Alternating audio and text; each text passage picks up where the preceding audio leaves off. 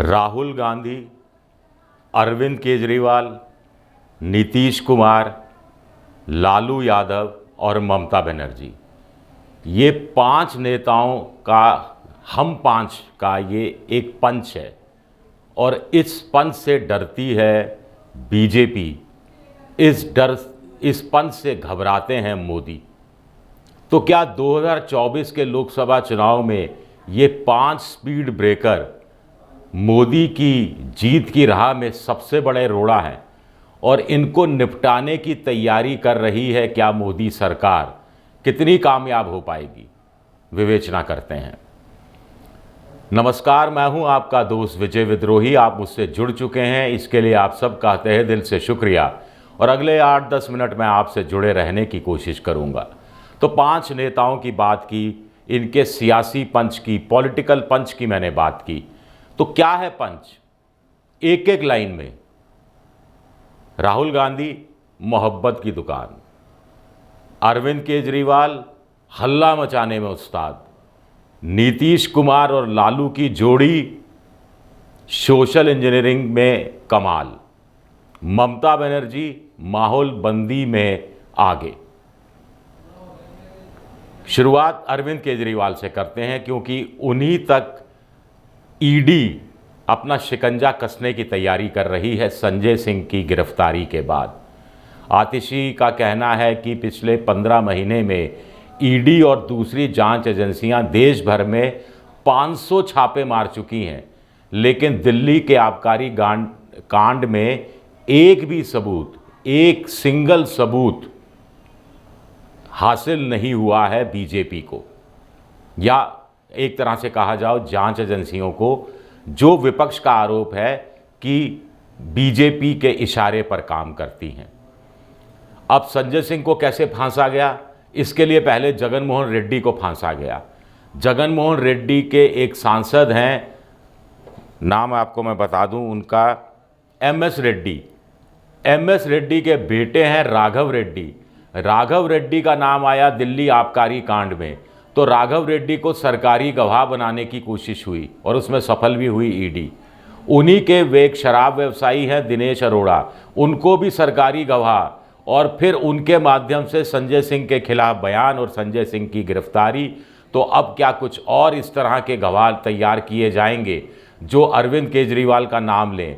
हालांकि supreme court ने कहा है कि मनीष सिसोदिया पर आप कैसे आरोप लगा सकते हैं, क्योंकि पैसा जो गया वो आम आदमी पार्टी के पास गया ईडी के अनुसार।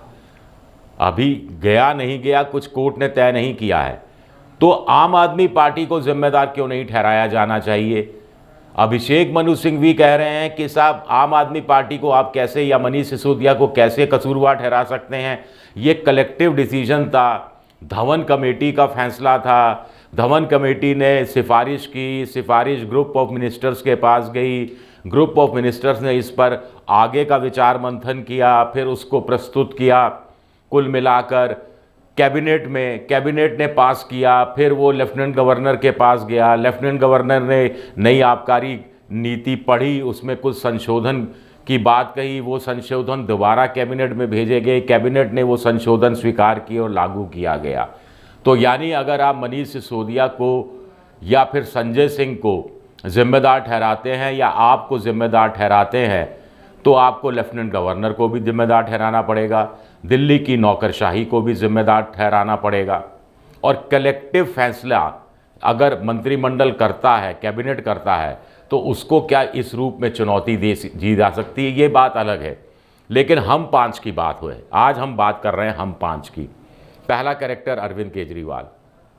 बीजेपी के नेताओं का कहना है असली सरगना अभी बाकी है, यानी उनकी क्या आबकारी कांड में कोई रुचि नहीं है जिससे दिल्ली की जनता को कथित तौर पर राजस्व का नुकसान हुआ, या उनकी नज़र में सिर्फ पॉलिटिकल वेंडेटा, राजनीतिक दुश्मनी निभाना ज़्यादा इम्पॉर्टेंट है? अरविंद केजरीवाल माहौल बनाने में बड़े उस्ताद हैं, कुल मिलाकर हल्ला मचाने में उस्ताद हैं। अगर उनमें और कांग्रेस में समझौता होता है, जैसा कि शरद पवार की तरफ से भी कोई इशारा किया गया कि दिल्ली में 3 सीटें आम आदमी पार्टी कांग्रेस को दे सकती है, तो कुल मिलाकर 7 सीटें, 1 सीट चंडीगढ़ की और 13 सीट पंजाब की, तो 21 सीटों पर फर्क पड़ता है। 21 सीटों से ज़्यादा, इससे कई गुना ज़्यादा सीटों पर फर्क पड़ता है, क्योंकि फिर अरविंद केजरीवाल आग उगलते हैं। पांचवी पास राजा उनका ये जो एक लोक कथा है, ये बड़ी चर्चित होने लगी है और बड़ी चुभती है पांचवी पास राजा के दिल में, और राजा कुछ कर नहीं पाता। राजा ईडी का सहारा ले रहा है, वजीरों का सहारा ले रहा है, प्यादों का सहारा ले रहा है, मोहरों का सहारा ले रहा है, लेकिन अभी तक तो कामयाब नहीं हुआ है। फिर ये समझौता आम आदमी पार्टी के साथ होता है इंडिया ब्लॉक में रहते हुए, तो हरियाणा में भी फर्क पड़ेगा जहां पर बीजेपी 100% सीटें जीती, गुजरात में भी फर्क पड़ेगा जहां बीजेपी पिछली 2 बार से 100% सीटें जीत रही है, और इस बार उसे पूरी उम्मीद है कि तिगड़ी होगी।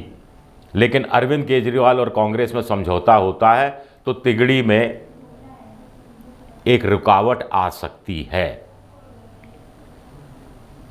दूसरा नाम लेते हैं हम नीतीश और लालू प्रसाद यादव की जोड़ी का, जो सोशल इंजीनियरिंग में कमाल करती है। नीतीश ने तो फंसा दिया है मोदी जी की पूरी हिंदुत्व की राजनीति और पूरी राष्ट्रवाद की राजनीति को ध्वस्त कर दिया है।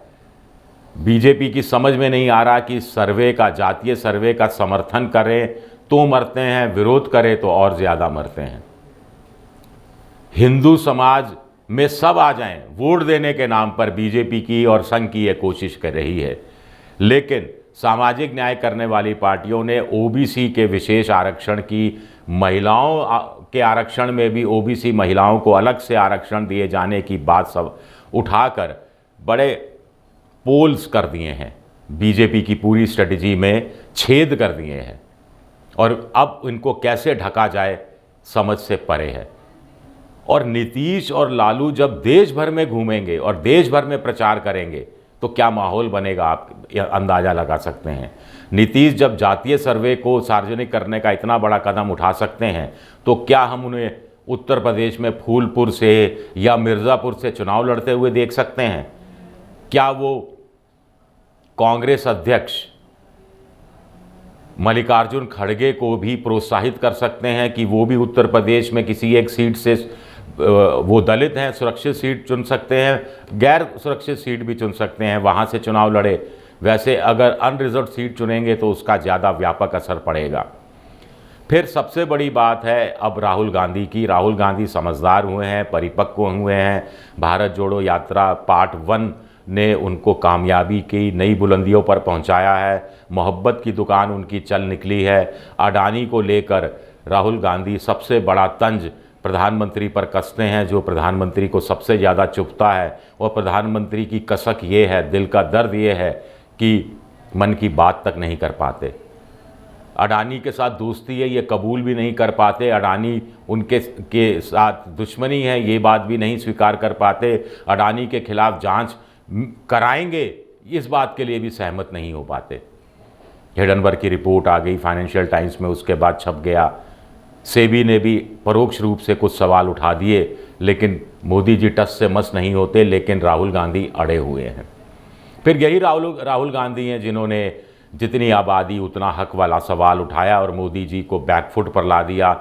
मोदी जी को ने जो तर्क दिया वो बड़ा, कुछ लोग कहते हैं बेतुका किस्म का है कि क्या मुसलमानों के अधिकार, हक कम करना चाहती है कांग्रेस। और आप मोदी जी की मजबूरी देखिए, नीतीश कुमार ने जातीय सर्वे जारी किया और गाली दी जा रही है, आलोचना की जा रही है कांग्रेस की, क्योंकि मोदी भी मान कर चल रहे हैं विधानसभा चुनाव में अगर कांग्रेस का प्रदर्शन अच्छा रहा, जो बीजेपी से तो खैर अच्छा रहेगा ही रहेगा, स्वाभाविक है, तो कांग्रेस एक नई धुरी बन सकती है।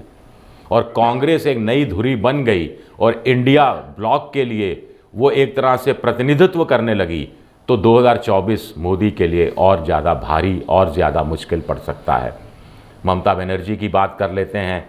ममता बनर्जी माहौलबंदी में माहिर मानी जाती है, देश भर में उनकी पहचान है।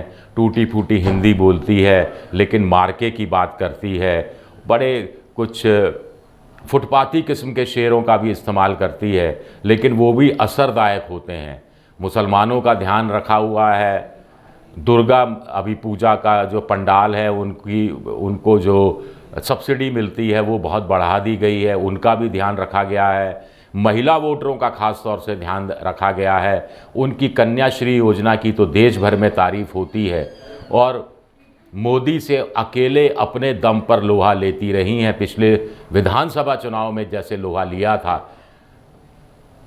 व्हील चेयर पर बैठकर, अपने पांव पर खड़ी तक नहीं हो पाई थी, लेकिन अपने पांव पर खड़े मोदी को, नड्डा को, अमित शाह को एक झटके से हरा दिया था, जमीन पर ले आई थी ममता बनर्जी। तो ये ताकत है ममता बनर्जी की। और अब वो दिल्ली भी अपने लोगों के साथ कार्यकर्ता भेजे कि मनरेगा का पैसा रोक लिया, दूसरी केंद्रीय योजनाओं का पैसा रोक लिया, उसको भी माहौल के तहत माहौलबंदी करने की कोशिश की गई। बीजेपी सरकार इस कदर डरी हुई है कि गृह मंत्रालय अमित शाह के अंडर में आता है, और पुलिस ने बड़ी दबिश की, उनकी रैली सफल ना हो इस बात की पूरी कोशिश की। हालांकि विरोध करना हर आदमी का संवैधानिक अधिकार है, ये बात सुप्रीम कोर्ट एक नहीं दो नहीं 10 बार कह चुका है। तो ममता बनर्जी से इसलिए भी डरते हैं। हालांकि पिछली बार बीजेपी को 18 सीटें मिल गई थी, पश्चिम बंगाल में 22 सीटें ममता को मिली थी, लेकिन ममता अगर समझौता कर लेती हैं कांग्रेस के साथ, जो कि जिस ढंग से बीजेपी तंग करने में लगी है, उससे उतना ही झुकाव इन पार्टियों का India block, India political front की तरफ होगा, इसका एहसास भी मोदी को होने लगा है। लेकिन फिलहाल उन्हें लगता है कि ईडी और जांच एजेंसियों के माध्यम से दबाया जा सकता है। जितना दबाया जाए उतना ठीक है, उतना उनके फाइनेंशियल स्रोत रोके जाएं, उनमें कमी लाई जाए, वो भी ठीक है। अब हमने 5 की पंच की बात की, इसमें 2 नाम और जोड़े जा सकते हैं। एक स्टालिन का जोड़ा जा सकता है तमिलनाडु में, जहां 39 सीटें हैं, और सनातन धर्म वाली बात कहकर अपने दलित वोट को उन्होंने बड़ा पुख्ता किया है तमिलनाडु में। और ये फूट-डलवादी सबसे बड़ी बात है, AIDMK जो बीजेपी के साथ जा रही थी उसमें, और बीजेपी में फूट डलवादी, इसी मुद्दे को लेकर बड़ा मुद्दा ये भी बना। हालांकि बीजेपी के प्रदेश अध्यक्ष जो पूर्व IPS अधिकारी है अन्नामलाई, उनके जो कुछ भाषण आए जिसमें उन्होंने अन्ना की और फिर पेरियार मूवमेंट की और अन्ना दुराई की बुराई की थी। KCR का मसला हो गया, कुल मिलाकर KCR का मसला हो गया तेलंगाना के अंदर। मोदी जी ने कह दिया कि साहब KCR आए थे हाथ जोड़कर कि हमें NDA में शामिल कर लो, हमने कहा नहीं, आपके कुकर्म ऐसे हैं कि आपको शामिल नहीं कर सकते। तो KCR के बेटे KTR ने उल्टा हमला कर दिया कि इनके लोग आए थे, बीजेपी के ने अपने नेताओं को भेजा था समझौते के लिए, हमने इनकार कर दिया। कुल मिलाकर अदावत गहरी हो गई है। कर्नाटक में बीजेपी JDS से समझौता कर रही है, देवगौड़ा से, लेकिन पार्टी के मुसलमान नेता भाग रहे हैं। केरल की इकाई ने, JDS की जो इकाई है, उसने अपने आप को अलग कर लिया है कि वो हम देवगौड़ा के साथ नहीं हैं। दूसरे कई नेता भाग रहे हैं। सिद्धारमैया और DK Shivakumar Operation Lotus की तर्ज पर ऑपरेशन हस्त चलाए हुए हैं। हस्त यानी हाथ, ऑपरेशन हस्त चलाए हुए हैं, और बीजेपी के बड़े बड़े नेताओं को तोड़ा जा रहा है। तो दक्षिण भारत की 130 सीटें में तो बीजेपी को कोई उम्मीद उस रूप में दिखाई नहीं देती। तो 2 छत्रप वहाँ हो गए और 5 छत्रप या 5 का पंच उत्तर भारत का हो गया। तो ये क्या वाकई में कामयाब होगा? क्या मोदी जी कामयाब हो जाएंगे? संजय सिंह के बाद क्या अरविंद केजरीवाल की बारी आएगी? क्या देश में लॉ एंड ऑर्डर की कोई व्यवस्था नहीं है? रूल ऑफ द लॉ, माफ़ कीजिएगा, रूल ऑफ द लॉ नहीं है क्या?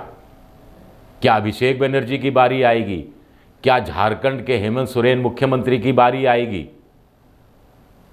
सबसे बड़ी बात है कि ये लोग अगर एक होते हैं और कांग्रेस भी विधानसभा चुनाव में अच्छा करती है तो शरद पवार भी छटकेंगे नहीं। राहुल गांधी भी बड़ा स्मार्ट खेल रहे हैं। वो लालू जी से ज़्यादा अच्छे संबंध रखे हुए हैं, नीतीश जी से तो है ही, लेकिन लालू जी से भी संबंध अपने अच्छे रखे हुए हैं, उनसे सलाह मशवरा करते रहते हैं, मटन बनाना भी उनसे सीख कर आए हैं। शरद पवार भी कहीं नहीं जाएंगे। शरद पवार को भी यही लगेगा कि इस इंडिया में एक संभावना दिखती है और अपनी बेटी के पॉलिटिकल करियर को वो इंडिया में रहते हुए ज़्यादा ऊंचाइयों तक पहुंचा सकते हैं। तो ये संभावना उनको जोड़े रखेगी अगर ये हम 5 का पंच काम करता है। राहुल गांधी उद्धव ठाकरे से बहुत अच्छे संबंध रखे हुए हैं, ये बड़ी खास बात है। तो बहुत समझदारी से काम लिया जा रहा है। और कुछ लोग कह रहे हैं कि साहब देरी हो रही है, देरी हो रही है। अरे साहब, ये कोई मैगी का 2 मिनट का जो वो नहीं है नॉड्यूल, मैगी का 2 मिनट का खाना नहीं है जो 2 मिनट में बन जाता है, समय लगता है। हालांकि बीरबल की खिचड़ी भी ना हो ये, इसकी भी कुछ लोग दुआएं कर रहे हैं, लेकिन कुल मिलाकर हम 5 का पंच काम करता हुआ आज की तारीख में तो दिखाई दे रहा है। और मोदी के भाषण में जो निराशा झलक रही है उसका सबूत भी ये बात है। शुक्रिया मेरा ये वीडियो देखने के लिए। पसंद आए तो लाइक कीजिए, सब्सक्राइब कीजिए, शेयर कीजिए और घंटी जैसी आकृति बेल आइकन दबा दीजिए ताकि नया वीडियो आए तो तत्काल आपको जानकारी मिल जाए। विद्रोही 7 मेरा ट्विटर हैंडल है, विजय विद्रोही 7 के नाम से मैं इंस्टाग्राम पर हूँ और फेसबुक पर मेरा पेज है विजय विद्रोही पेज। शुक्रिया, बहुत बहुत शुक्रिया।